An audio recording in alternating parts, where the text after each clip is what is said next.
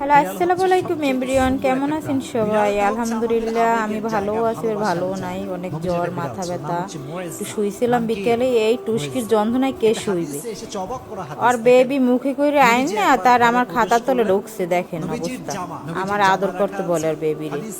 দুইটা বেবি হইছে, একটা আছে ওই পাশে, আর একটা হইছে এই যে দেখেন, অনেক কিউট হয়েছে বেবিগুলো। ঘুমিয়ে আছে। নবী যখন আসলেন, একসাথে আদর করবো না, তোমার আদর যাইবেন তো কমিয়ে।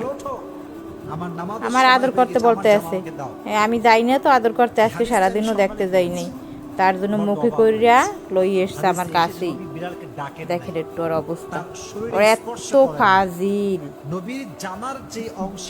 আজকে সারাদিন শুয়েছিলাম, মাথা ব্যথা, অনেক জ্বর, যাই নাই, তার জন্য মুখে করে আমার কাছে লই এসছে ওর বাচ্চারে, দেখছেন।